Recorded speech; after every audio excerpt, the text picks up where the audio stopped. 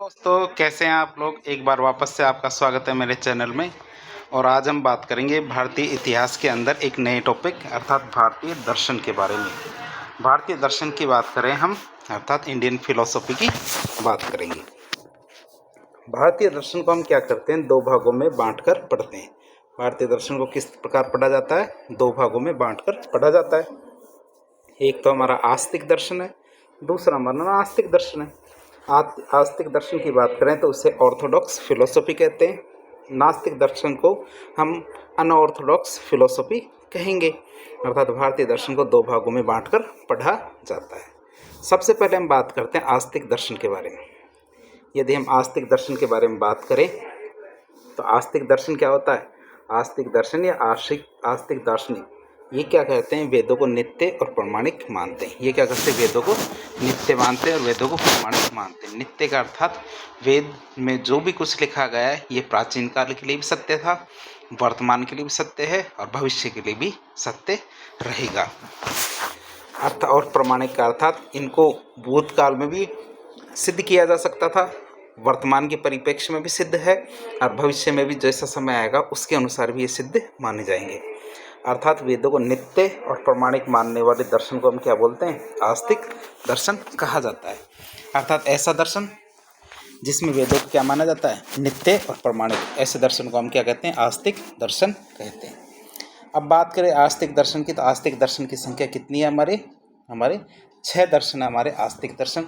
अर्थात आस्तिक दर्शन को षड दर्शन भी कहा जाता है।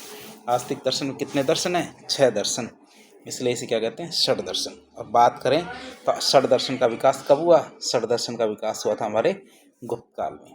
कब हुआ था, हमारे गुप्त काल में षड दर्शन का पूर्णतः विकास हो गया था। अब षड दर्शन की बात करें तो इसमें 6 दर्शन है। कौन कौन से, एक तो हमारे है पूर्व मीमांसा दर्शन, एक हमारे उत्तर मीमांसा, सांख्य दर्शन, योग दर्शन, न्याय दर्शन और वैशेषिक दर्शन। तो आस्तिक दर्शन की बात करें तो आस्तिक दर्शन में 6 दर्शन, जैसे हमारा पूर्व मीमांसा, उत्तर मीमांसा, सांख्य दर्शन, योग दर्शन और न्याय दर्शन। तो इस प्रकार हम क्या करेंगे, उनको 6 दर्शन को एक एक करके पढ़ेंगे। एक एक करके जब हम बात करते हैं, सबसे पहले आता है हमारा पूर्व मीमांसा दर्शन। कौन सा, पूर्व मीमांसा दर्शन। तो पूर्व मीमांसा दर्शन को हम डिटेल से पढ़ते हैं। पूर्व मीमांसा दर्शन की हम बात करें तो पूर्व मीमांसा दर्शन एक आस्तिक दर्शन का ही भाग है। अर्थात पूर्व मीमांसा दर्शन का एक आस्तिक दर्शन है। परीक्षा में कई बार पूछा जाता है पूर्व मीमांसा, ये 6 दर्शन जितने भी हैं उनके संस्थापक कौन थे, उनके बारे में पूछते हैं। तो पूर्व मीमांसा दर्शन के संस्थापक कौन है, इनके संस्थापक हमारे जैमिनी ऋषि। कौन है, हमारे जैमिनी ऋषि को पूर्व मीमांसा दर्शन के संस्थापक माने जाते हैं। अब जैमिनी ऋषि की बात करें तो जैमिनी ऋषि कौन थे, जैमिनी ऋषि थे हमारे वेदव्यास के शिष्य। हमारे जो ऋषि वेदव्यास जी थे इनके शिष्य थे हमारे जैमिनी। तो उन्होंने क्या किया था, पूर्व मीमांसा दर्शन दिया था।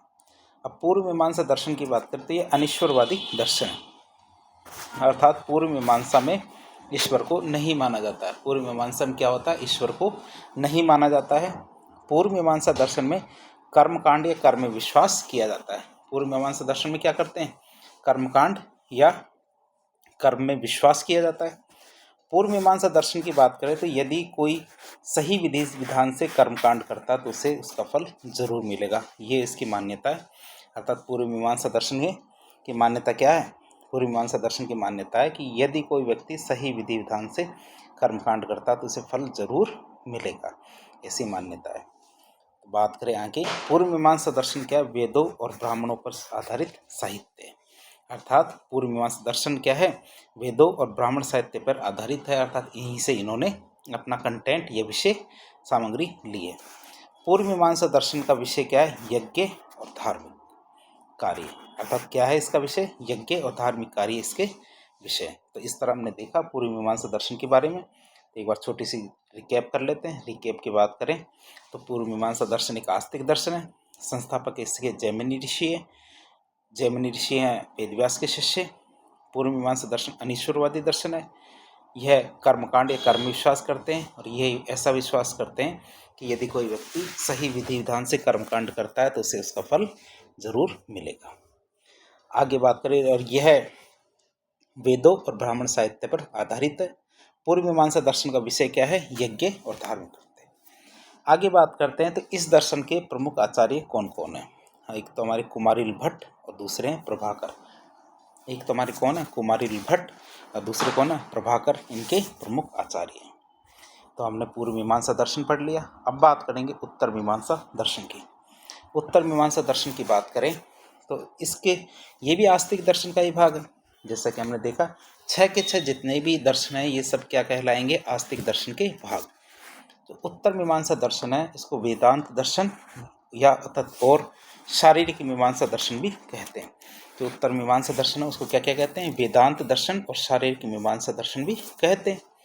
तो उत्तर मीमांसा दर्शन है उसमें वेद के जो अंतिम भाग है, क्या है, वेद का जो अंतिम भाग है उसके वाक्य के विषयों का समन्वय किया गया है। जो अंतिम भाग के जो वाक्य हैं उनके विषयों का समन्वय किया गया है। इस वजह से उत्तर मीमांसा दर्शन क्या बोलते हैं, वेदांत दर्शन कहते हैं। क्यों कहते हैं इसको वेदांत दर्शन, क्योंकि जो वेदों के अंतिम भाग होते हैं उनके वाक्यों के विषयों का समन्वय इसमें किया गया है। जैसे मान लो कि कोई पैराग्राफ ये हमारा दूसरा पैराग्राफ, तो इसमें जो आखिरी लाइन है अर्थात ये आखिरी लाइन है, ये क्या करती है, पूरे के पूरे जो बॉक्स है उसके कंटेंट के बारे में बताती है। तो सब की आखिरी लाइनों को इसके अंदर कंटेंट के रूप में लिया गया है, इसीलिए इसको क्या बोलते हैं, उत्तर मीमांसा। क्या कहते हैं इसको, उत्तर मीमांसा अर्थात आखिरी। इसी वजह से इसको वेदांत दर्शन भी कहते हैं। फिर अगली बात, इसका संस्थापक कौन है, इसका संस्थापक हमारे बद्रायण है। कौन है, बद्रायण या बादरायण इसके संस्थापक है। और बादरायण की बात करें तो बादरायण के द्वारा एक पुस्तक लिखी गई थी, इसका नाम है ब्रह्म सूत्र। उत्तर मीमांसा दर्शन के संस्थापक थे बादरायण और उनके द्वारा कौन सी पुस्तक लिखी गई थी, ब्रह्म सूत्र। तो चित्र में आप बादरायण को देख सकते हो। बादरायण ने कौन सी पुस्तक लिखी है, ब्रह्म सूत्र। अब ये आपने देख ही लिया है, तो आगे देखें हम, आगे देखते हैं। जो ब्रह्म सूत्र है, भगवत गीता है और उपनिषद है, तीनों को मिलाकर हम क्या कहते हैं, इसे तीनों को प्रस्थान त्रयी, तीनों को मिला के क्या कहा जाता है, इन्हें प्रस्थान त्रयी कहा जाता है। तो उत्तर मीमांसा दर्शन है ये ज्ञान मार्ग में विश्वास करता है। क्या करता है ये ज्ञान मार्ग में विश्वास करता है। उत्तर मीमांसा दर्शन आरण्यक और उपनिषदों पर आधारित है। किस पे आधारित है, आरण्यक और उपनिषदों पर आधारित है। तो हमने देख लिया उत्तर मीमांसा दर्शन की। तो उत्तर मीमांसा दर्शन में रहस्यात्मक ज्ञान, दार्शनिक तत्व, इन पर बल दिया जाता है। उत्तर मीमांसा दर्शन का विषय क्या है, ब्रह्म और ब्रह्म के स्वरूप की मीमांसा। तो इसका विषय क्या है, ब्रह्म और ब्रह्म के स्वरूप की मीमांसा इसका विषय है। तो हम एक बार वापस देख लेते हैं उत्तर मीमांसा के बारे में। उत्तर मीमांसा के बारे में कौन कौन से टॉपिक है, कौन कौन से पॉइंट है, इसे साफ पता है, इसे आस्तिक दर्शन कहते हैं। इसका अन्य नाम क्या है, वेदांत दर्शन तथा शारीरिक मीमांसा दर्शन भी कह सकते हैं इसको। इसके जो वेदों के अंतिम भाग होते हैं उनके वाक्यों के विषयों का समन्वय इसके अंदर किया जाता है। इस कारण उत्तर मीमांसा दर्शन क्या कहते हैं, वेदांत दर्शन भी कहते हैं। उत्तर मीमांसा दर्शन का संस्थापक कौन है, बादरायण है। और बादरायण ने कौन सी पुस्तक लिखी है, ब्रह्म सूत्र। आगे बात करें तो प्रस्थान त्रयी किसे कहा जाता है, प्रस्थान त्रयी अर्थात ब्रह्मसूत्र, भगवद गीता और उपनिषद, इन तीनों को संयुक्त रूप से क्या कहा जाता है, प्रस्थान त्रयी कहा जाता है। उत्तर मीमांसा दर्शन क्या, ज्ञान मार्ग में विश्वास करता है। क्या करता है, ज्ञान मार्ग में विश्वास करता है। उत्तर मीमांसा दर्शन आरण्यक और उपनिषदों पर आधारित। तो हमने देख लिया उत्तर मीमांसा दर्शन क्या आरण्यक और उपनिषदों पर आधारित है। हमने देख लिया है कि उत्तर मीमांसा दर्शन में क्या होता है, रहस्यात्मक ज्ञान और दार्शनिक तत्वों पर बहुत ज़्यादा बल दिया जाता है। किस किस पर बल दिया जाता है, रहस्यात्मक ज्ञान और दार्शनिक तत्वों पर बहुत ज़्यादा बल दिया जाता है। साथ ही साथ बात करें तो उत्तर मीमांसा दर्शन का विषय क्या है, ब्रह्म और ब्रह्म के स्वरूप की मीमांसा। आगे हम बात करेंगे जो उत्तर मीमांसा दर्शन के प्रमुख आचार्य कौन कौन है, दो आचार्य हैं इसके, शंकराचार्य और रामानुज। इनके जो दो आचार्य कौन कौन है, शंकराचार्य और रामानुज। तो एक एक करके हम उनके बारे में बात करें। सबसे पहले हम शंकराचार्य के बारे में बात करते हैं। शंकराचार्य के बारे में बात करते हैं, शंकराचार्य उत्तर मीमांसा दर्शन के प्रमुख आचार्य थे। प्रमुख आचार्य कौन थे, शंकराचार्य। तो शंकराचार्य ने अद्वैत दर्शन का प्रतिपादन किया था। किसका प्रतिपादन किया इन्होंने, अद्वैतवाद दर्शन का प्रतिपादन किया था। शंकराचार्य के द्वारा या इसके अनुसार ब्रह्म निर्गुण है, निराकार है, निर्विशेष और निर्वचनीय। क्या है ब्रह्म, शंकराचार्य के अनुसार ब्रह्म निर्गुण है, निराकार है, निर्विशेष है और निर्वचनीय है। अब शंकराचार्य की बात करें तो शंकराचार्य के अनुसार ब्रह्म सच्चिदानंद अर्थात सत्य, चित्त और आनंद है। अर्थात ब्रह्म क्या है? सत्य, चित्त, आनंद की अनुभूति ही ब्रह्म है। शंकराचार्य के ब्रह्म और जगत में सजातीय भेद, विजातीय भेद और स्वगत भेद इनको स्वीकार नहीं करते हैं। आपको पता होना चाहिए कि जो ब्रह्म और जगत में 3 तरह के भेद पाए जाते हैं। क्या होते हैं? 3 तरह के भेद पाए जाते हैं। एक तो सजातीय भेद है, एक विजातीय भेद है और एक स्वगत भेद है। लेकिन शंकराचार्य ब्रह्म और जगत में इन तीनों प्रकार के भेदों को स्वीकार नहीं करते हैं। अब शंकराचार्य की बात करें तो शंकराचार्य के अनुसार ब्रह्म क्या है? सत्य और जगत मिथ्या है। ब्रह्मचारी के अनुसार क्या है? ब्रह्म सत्य है और जगत क्या है? मिथ्या है। इस आपको ये भी पता होगा कि शंकराचार्य अपने जो कथन होते थे उसके अंदर हमेशा ये जरूर कहते थे कि ब्रह्म सत्य है और जगत मिथ्या है, ब्रह्म सत्य है और जगत मिथ्या है। शंकराचार्य के अनुसार देखें तो माया होने की वजह से जगत का एहसास होता है। अर्थात इसके लिए एक छोटी सी कहानी थी। शंकराचार्य जहाँ भी जाते थे वहाँ कहते थे कि ब्रह्म सत्य है और जगत मिथ्या है, ब्रह्म सत्य है और जगत मिथ्या है। एक बार उनके जो शिष्य थे उन्होंने पूछ लिया कि महाराज ब्रह्म तो सत्य है ये तो हम मान सकते हैं, लेकिन जगत मिथ्या है ये कैसे माने? वो बोलते हैं नहीं नहीं जगत मिथ्या है। क्यों नहीं मिथ्या? कि महाराज जब जगत मिथ्या है तो आप भी मुझे दिख रहे हो, मैं भी आपको दिख रहा हूँ, दुनिया की जितनी भी वस्तुएं हैं वो भी सब दिख रही है। इसका क्या कारण? जो सब चीज़ें दिख रही है जबकि ये तो मिथ्या है। तो शंकराचार्य उन्हें समझाते हैं कि इस जगत में क्या माया का वास है। किसका वास है? माया का। और माया के कारण ही हमें क्या होता है? जगत का एहसास होता है। अर्थात ये सब चीज़ें जो हमें दिखती है, महसूस होती है, वो सब क्यों दिखती है? क्योंकि माया है, माया की वजह से। दूसरे हमारे आचार्य की बात करें तो दूसरे आचार्य हमारे रामानुजाचार्य। रामानुजाचार्य ने विशिष्ट अद्वैतवाद दर्शन का प्रतिपादन किया था। किसका? विशिष्ट अद्वैतवाद दर्शन का प्रतिपादन किया था। रामानुजाचार्य ने ब्रह्म और जगत में सजातीय भेद और विजातीय भेद को तो अस्वीकार किया। अर्थात रामानुजाचार्य ने ब्रह्म और जगत में जो सजातीय भेद था, विजातीय भेद था, इन दोनों भेदों को स्वीकार नहीं किया।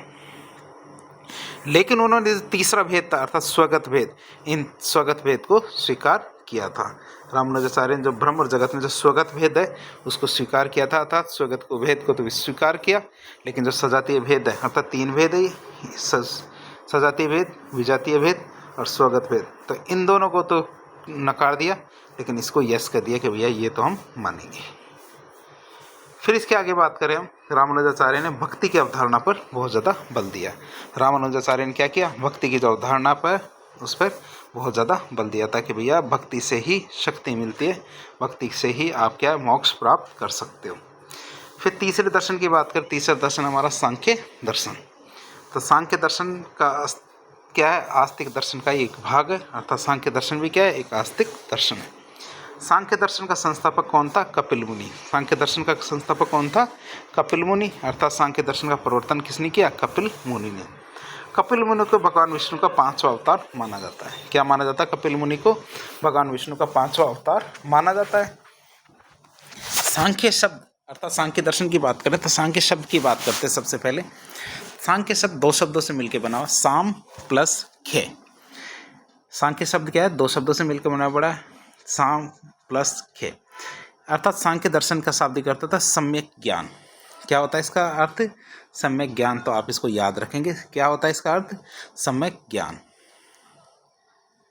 आगे हम बात करते हैं सांख्य दर्शन की। तो सांख्य दर्शन भी हम क्या जानते हैं? यह एक अनिश्वरवादी दर्शन है, अर्थात ये ईश्वर को नहीं मानते। सांख्य दर्शन क्या है? एक द्वैतवादी दर्शन है। कैसा है ये दर्शन? एक द्वैतवादी दर्शन है। सांख्य दर्शन पुरुष और प्रकृति दोनों को मानता है। ये क्या मानता है? पुरुष और प्रकृति दोनों को मानता है। अर्थात ये सांख्य दर्शन 2 प्रकार के होते हैं, एक तो पुरुष और एक प्रकृति। आप जानते हैं पुरुष अर्थात हम, प्रकृति अर्थात हमारी जो चारों तरफ। तो सांख्य दर्शन की बात माने तो सांख्य दर्शन के अनुसार पुरुष और प्रकृति दोनों मिलकर क्या करते हैं? जगत का निर्माण करते हैं। पुरुष और प्रकृति दोनों मिलकर क्या करते हैं? जगत का निर्माण करते हैं। हम और इसे हमारे जो चारों तरफ है ये दोनों मिलकर क्या करते हैं? जगत का निर्माण करते हैं। सांख्य दर्शन क्या है? एक विकासवादी दर्शन है। कैसा दर्शन है सांख्य दर्शन? एक विकासवादी दर्शन है। इसीलिए सांख्य दर्शन को योग दर्शन का जुड़वा दर्शन कहा जाता है। सांख्य दर्शन को क्या कहा जाता है? योग दर्शन का जुड़वा दर्शन कहा जाता है। तो आगे हम बात करेंगे योग दर्शन के बारे में। किसके बारे में बात करेंगे? योग दर्शन के बारे में बात करें तो योग दर्शन क्या, आस्तिक दर्शन का ही भाग है। योग दर्शन क्या है, आस्तिक दर्शन का ही भाग है, अर्थात योग दर्शन एक आस्तिक दर्शन है। योग दर्शन का संस्थापक कौन था, पतंजलि। महर्षि पतंजलि कौन थे, योग दर्शन के संस्थापक थे। योग का अर्थ होता है जोड़ना, अर्थात आत्मा को परमात्मा से जोड़ना, योग कहलाता है। योग का अर्थ क्या होता है, आत्मा का परमात्मा से जोड़ना। भगवत गीता की बात करें या भगवान श्री कृष्ण के अनुसार देखें तो योग का अर्थ होता है क्या, कि योग कर्मसु कौशलम, अर्थात कर्म में कुशलता लाना ही क्या कहलाता है, योग। पतंजलि के अनुसार देखें तो चित्त वृत्ति का निरोधी क्या होता है, योग होता है।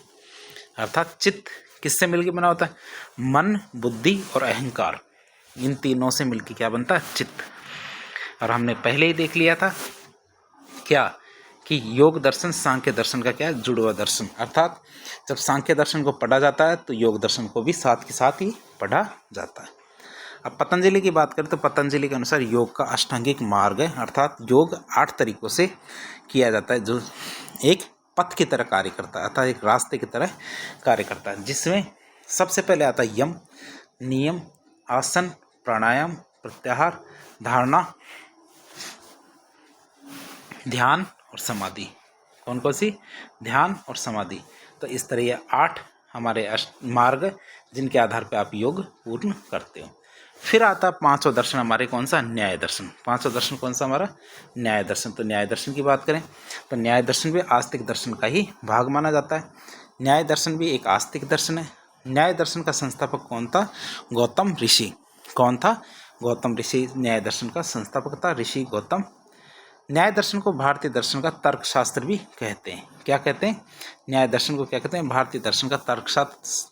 क्यों कहते हैं, क्योंकि इसके अंदर सवाल और जवाब दिए जाते हैं, अर्थात ईश्वर और आत्मा इनके विषय में सवाल भी पूछे जाते हैं, जवाब भी दिए जाते हैं। न्याय दर्शन क्या, विचारों के अस्तित्व को स्वीकार करता है। क्या करता है, विचारों का अस्तित्व होना चाहिए, अर्थात विचारों के अस्तित्व का यह स्वीकार करता है। न्याय दर्शन क्या, ईश्वर के अस्तित्व के प्रमाण भी देता है। न्याय दर्शन क्या करता है, इस तरह ईश्वर के अस्तित्व के सबूत देता है। न्याय दर्शन अपनी ज्ञान मीमांसा के लिए प्रसिद्ध है। किसके लिए प्रसिद्ध होता है, अपनी ज्ञान मीमांसा के लिए प्रसिद्ध है। अब न्याय दर्शन में क्या है, ज्ञान प्राप्ति के 4 साधन बताए गए हैं। न्याय दर्शन क्या कहता है कि ज्ञान आप कैसे कैसे प्राप्त कर सकते हो। एक तो आप प्रत्यक्ष इंद्रियों से ज्ञान प्राप्त कर सकते हो, अर्थात आप आंखों से देख सकते हो, कानों से सुन सकते हो, जीभ से आप स्वाद का पता लगा सकते हो, त्वचा से आप क्या होता है ना कि आप स्पर्श से महसूस कर सकते हो। तो इस तरह आप ज्ञान इंद्रियों से क्या कर सकते हो, प्रत्यक्ष रूप से ज्ञान ले सकते हो। दूसरा अनुमान से, कि आप जिसके बारे में पहले से नहीं जानते उसके बारे में आप अनुमान लगाकर, अंदाज़ा लगाकर ज्ञान प्राप्त कर सकते हो। फिर शब्दों से, अर्थात उसके बारे में पढ़कर आप उसके बारे में पता लगा सकते हो। फिर आता उपमान। उपमान का अर्थ होता है किसी से आप तुलना करके उसके बारे में ज्ञान का पता लगा सकते हो। तो न्याय दर्शन में ज्ञान प्राप्ति के क्या है, 4 साधन बताए गए हैं, प्रत्यक्ष, इंद्रियों के द्वारा, अनुमान, शब्द और उपमान। न्याय दर्शन को क्या है, वैशेषिक दर्शन का जुड़वा दर्शन माना जाता है। क्या कहते हैं इसको, वैशेषिक दर्शन का जुड़वा दर्शन भी कहते हैं। फिर आता है हमारा वैशेषिक दर्शन। तो वैशेषिक दर्शन की बात करें तो वैशेषिक दर्शन आस्तिक दर्शन का ही भाग है, अर्थात वैशेषिक दर्शन क्या, आस्तिक दर्शन ही है। और वैशेषिक दर्शन को औलुक्य दर्शन भी कहते हैं। क्या कहते हैं, वैशेषिक दर्शन को औलुक्य दर्शन भी कहते हैं। क्यों, क्योंकि वैशेषिक दर्शन का संस्थापक कौन था, ऋषि कणाद, और उनका अन्य नाम क्या था, उल्लुक ऋषि। क्या था उनका अन्य नाम, उल्लुक ऋषि, इसलिए इसे क्या बोलते हैं, औलुक्य दर्शन भी कहते हैं। ऋषि कणाद को उल्लुक कहा जाता था। ऋषि कणाद ने क्या किया था, जब नाम में उनके कण है तो उनके द्वारा कण का सिद्धांत दिया गया था। उनके द्वारा क्या दिया गया था, कण का सिद्धांत दिया गया था, इसलिए ऋषि कणाद का नाम कणाद पड़ा था, क्योंकि उन्होंने कण का सिद्धांत दिया था। वैशेषिक दर्शन को औलुक्य दर्शन भी कहा जाता है। वैशेषिक दर्शन को औलुक्य दर्शन भी कहा जाता है। वैशेषिक दर्शन का औलुक्य दर्शन नाम वैशेषिक दर्शन के संस्थापक उल्लुक के नाम पर ही पड़ा था। ऋषि कणाद ने परमाणुवाद का सिद्धांत भी दिया था, यह आपको पता होना चाहिए। ऋषि कणाद ने क्या दिया था, परमाणुवाद का सिद्धांत भी दिया था, और ये हमें पहले से पता है। वैशेषिक दर्शन को न्याय दर्शन का जुड़वा दर्शन भी माना जाता है। तो इस तरह हमने आस्तिक दर्शन के 6 दर्शन पढ़ लिए। अब बात करते हैं नास्तिक दर्शन की। किसकी, नास्तिक दर्शन की। तो नास्तिक दर्शन या नास्तिक दार्शनिक वेदों को नित्य और प्रमाणिक नहीं मानते हैं, अर्थात वेदों को नित्य और प्रमाणिक मानने वाले दर्शन को नास्तिक दर्शन कहा जाता है, अर्थात नहीं मानने वाले दर्शन को हम क्या बोलते हैं? नास्तिक दर्शन। अब नास्तिक दर्शन की संख्या कितनी है? 3। एक तो हमारा बौद्ध दर्शन, एक जैन दर्शन और एक चारवाक दर्शन। हमने पूर्व के जो क्लासें थी अर्थात वीडियोस थे उसके अंदर बौद्ध दर्शन और जैन दर्शन के बारे में पढ़ लिया था, आप प्लेलिस्ट के अंदर जाके इसे देख सकते हैं। तो सबसे पहले हम बौद्ध दर्शन के बारे में बात की थी, फिर हमने जैन दर्शन के बारे में बात की थी, दोनों का एक ही वीडियो बनाया था। बौद्ध दर्शन क्या है? नास्तिक दर्शन का एक भाग है, अर्थात बौद्ध दर्शन एक नास्तिक दर्शन है। फिर आता हमारा जैन दर्शन, जैन दर्शन भी नास्तिक दर्शन का भाग है, अर्थात ये भी एक तरह का नास्तिक दर्शन है। फिर आता है चारवाक दर्शन, चारवाक दर्शन के बारे में हमने उसमें नहीं देखा था, तो अब देख लेते हैं। चारवाक दर्शन नास्तिक दर्शन का ही भाग है, अर्थात चारवाक दर्शन एक नास्तिक दर्शन है। चारवाक दर्शन क्या? लोकायत दर्शन का संस्थापक कौन था? महर्षि बृहस्पति, अर्थात महर्षि बृहस्पति ने क्या किया था? चारवाक दर्शन या लोकायत दर्शन की स्थापना की थी। चारवाक दर्शन को लोकायत दर्शन भी कहते हैं। अब बृहस्पति ने क्या किया? दानवों को दिग्भ्रमित करने हेतु चारवाक दर्शन या लोकायत दर्शन दिया था। तो हम इसके पीछे एक बहुत अच्छी कहानी है कि शुरुआत में क्या था कि ये दानव थे और ये देवता थे, मान लो 2 थे, एक दानव थे और एक देवता थे। ये अच्छे कार्य करते थे। क्या करते थे? अच्छे कार्य करते थे, दोनों के दोनों, दानव और देवता अच्छे कार्य करते थे। अब दोनों में कंपटीशन चलता था। क्या चलता था? कंपटीशन। तो ये क्या थे? ये देवता थे और ये दानव थे। क्या थे? दानव। तो दानव की बात क्या करें तो इनके गुरु थे गुरु शुक्राचार्य। कौन थे? शुक्राचार्य। और देवता थे तो देवता के गुरु कौन थे? महर्षि बृहस्पति। तो इस तरह हमने देखा देवता और दानवों में क्या चलता था? कंपटीशन चलता था। लेकिन जो दानव थे उनके गुरु थे शुक्राचार्य। शुक्राचार्य अपने जो शिष्य थे अर्थात दानव, उनको क्या है? अच्छी शिक्षा देते थे। अच्छी शिक्षा देने के कारण वह देवताओं से आगे निकल रहे थे। देवताओं में इससे दानवों के प्रति जलन की भावना हो गई। तो दानवों की देवताओं में जब जलन की भावना हुई तो उन्होंने अपने गुरु बृहस्पति को कहा, महर्षि बृहस्पति को कहा कि गुरुजी ऐसे तो कैसे चलेगा, कि कैसे क्या हुआ कि इस प्रकार तो दानव हमसे आगे निकल जाएंगे। तो बृहस्पति ने कहा कोई बात नहीं, मैं देखता हूँ कैसे क्या कर सकते हैं। तो एक दिन शुक्राचार्य क्या थे? शहर गए हुए थे। कहाँ गए हुए थे? शहर में गए हुए थे। पीछे से दानव जो शिक्षा ग्रहण कर रहे थे, अपने जो बुक्स थी उनको याद कर रहे थे। तो महर्षि बृहस्पति साहब वहाँ उनके पास जाते हैं। पुराने समय में क्या होता था, जो दूसरे आचार्य दूसरे ऋषि मुनि होते थे उनका भी उतना ही आदर किया जाता था जितने वो खुद के गुरुओं के और आचार्यों के आदर करते थे। तो जैसे बृहस्पति साहब दानवों के आश्रम में जाते हैं तो दानव क्या करते हैं? उनका खूब अभिवादन करते हैं कि महर्षि साहब, बृहस्पति साहब हमारे यहाँ आए। तो बृहस्पति साहब कहते हैं कि दानवों को कि तुम क्या कर रहे हो? ये वो बोलते हैं कि आचार्य हम अध्ययन कर रहे हैं, किताबों को रिवीजन कर रहे हैं, क्योंकि हमारी आरएस की परीक्षा है, तो इस वजह से हमें बार बार रिवीजन करना पड़ेगा तभी तो हम पास होंगे। वो कहते हैं नहीं नहीं बेटे, ऐसे पास नहीं होते। कि तो फिर कैसे होते हैं?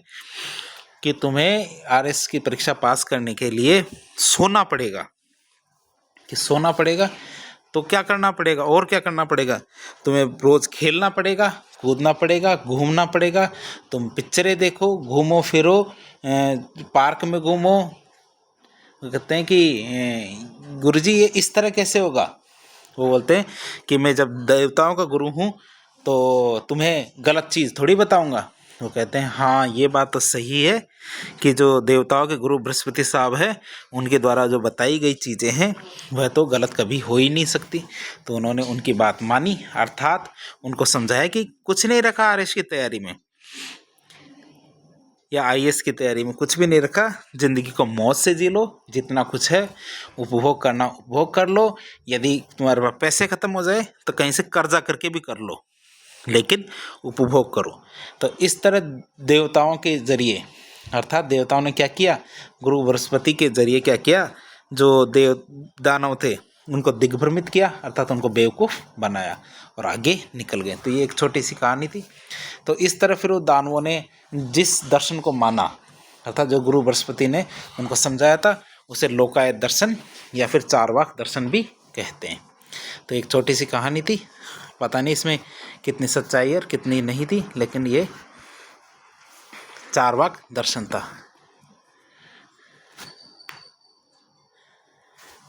आगे हम बात करते हैं। तो आगे हम बात करें तो चारवाक दर्शन या लोकायत दर्शन की बात करें तो चारवाक दर्शन को ही लोकायत दर्शन कहते हैं। और यह कैसा दर्शन है? यह अनिश्वरवादी दर्शन है। चारवाक दर्शन या लोकायत दर्शन में कर्म फल सिद्धांत पुनर्जन्म को नहीं मानते। क्यों? क्योंकि गुरु बृहस्पति ने उनको समझाया था कि जो जीना है जी लो, मौज से जी लो, खाना खा लो, पियो खाओ पियो, ऐश करो, दूसरे जन्म में कुछ नहीं रखा, काम करने में भी कुछ नहीं रखा, जिंदगी मौज में कटनी चाहिए, कर्म का कोई सिद्धांत नहीं है, कर्म का कोई फल नहीं आता। इस प्रकार की जो बातें थी वो लोकायत दर्शन या चारवाक दर्शन के मूल सिद्धांत माने जाते हैं। अर्थात वह कर्मफल सिद्धांत को भी नहीं मानते, साथ ही साथ पुनर्जन्म के सिद्धांत को भी नहीं मानते। चारवाक दर्शन को लोकायत दर्शन भी कहते हैं। इसमें क्या, आत्मा को भी नहीं माना जाता। वो कहते हैं जो ऐश करेंगे वही फायदे रहेंगे, मर गया सो घर गया। तो इस तरह की बातें चारवाक दर्शन की बातें होती थी। चारवाक दर्शन या लोकायत दर्शन में आत्मा को पान के उदाहरण से बताया गया था। किसके उदाहरण से? पान के उदाहरण से। जैसे पान होता है तो पान में जब तक रस है तब तक मज़ा आ रहा है, जब आप उसको खा लेते हो और वो कचरा बन जाता है तो कचरे के बाद उसका कोई अस्तित्व नहीं रहता। इसलिए जब तक तुम्हारे पास शरीर है तुम उसका जितना उपभोग कर सकते हो, जितना आनंद ले सकते हो उतना आनंद लो। अगर ये तुम्हारा शरीर ही खत्म हो गया तो सब कुछ खत्म हो गया। तो इस तरह पान के उदाहरण से उसको समझाया गया था। चारवाक दर्शन या लोकायत दर्शन में 4 तत्वों को माना गया। कौन कौन से? पृथ्वी, जल, अग्नि और वायु। ये आकाश को नहीं मानते थे। अर्थात ये कहते थे दुनिया में धरती के बाहर अर्थात अंतरिक्ष में कुछ भी नहीं होता। तुम इतने सारे सैटेलाइट बना रहे हो, अंतरिक्ष यान बना रहे हो, तो ये सब तो इसलिए है क्योंकि वो चारवाक दर्शन में क्या था कि अंतरिक्ष के बाहर या धरती के बाहर कुछ नहीं है, आकाश में कुछ नहीं है, तुम ऊपर मत देखा करो, तुम सब धरती पे नीचे देखो, जितनी मौज करनी है कर लो। आगे बात करें चारवाक दर्शन की, तो चारवाक दर्शन या लोकायत दर्शन में ज्ञान प्राप्ति का केवल एक ही साधन है, वो है प्रत्यक्ष। अर्थात आपको जो ज्ञान प्राप्त करना है वो सामने से ही मिलेगा। चारवाक दर्शन या लोकायत दर्शन में 2 पुरुषों अर्थात काम और अर्थ इन्हीं को ही माना गया है। धर्म और मोक्ष इनको नहीं माना गया, केवल काम और मोक्ष को ही 2 पुरुषार्थ माने गए। चारवाक दर्शन या लोकायत दर्शन कैसा है? भौतिकतावादी या सुखवादी दर्शन है। कैसा दर्शन है? भौतिकतावादी या सुखवादी दर्शन है। चारवाक दर्शन या लोकायत दर्शन में क्या कहते हैं? खाओ पियो और शादी करो, इस चीज़ में विश्वास करते थे कि इसके अलावा कुछ करने की ज़रूरत नहीं है। उनके लिए एक लाइन कही गई थी, यावम जीवेत सुखम जीवेत, जैसे जियो सुख से जियो। अर्थात जैसे भी जियो सुख से जियो। ऋणम कर्त्वा घृतम पिबेत, अगर उधार लेकर भी घी पीना पड़े तो घी पियो। तो इस तरह हमने अनिश्वरवादी दर्शन अर्थात चारवाक दर्शन के बारे में देखा। ये हमारे नास्तिक दर्शन था। नास्तिक दर्शन में 2 दर्शन और थे, बौद्ध दर्शन और जैन दर्शन। इनके बारे में हमने पीछे एक वीडियो के अंदर देख लिया था। साथ ही हमने 6 आस्तिक दर्शनों के बारे में बात की। 6 आस्तिक दर्शन कौन कौन से थे? एक तो हमारा पूर्व मीमांसा, एक हमारा पश्चिम मीमांसा या उत्तर मीमांसा भी कह सकते हैं। सांख्य दर्शन, योग दर्शन, ये दोनों जुड़वा दर्शन थे। न्याय दर्शन और वैशेषिक दर्शन, इन दोनों दर्शनों को भी जुड़वा दर्शन माना जाता था। तो इस तरह हमने जो भारतीय दर्शन को डिटेल से पढ़ने का प्रयास किया। इस तरह के जो इन्फॉर्मेटिव वीडियोस है उनको देखने के लिए हमारे चैनल से जुड़े। वीडियो यदि थोड़ा पसंद आ रहा है तो चैनल को सब्सक्राइब करें, वीडियो को लाइक करें। यदि आपके कोई सुझाव हो तो कमेंट बॉक्स के माध्यम से बताएं। हमारा प्रयास है कि आपको अधिक से अधिक जानकारी कम से कम समय में पहुंचाई जा सके। धन्यवाद।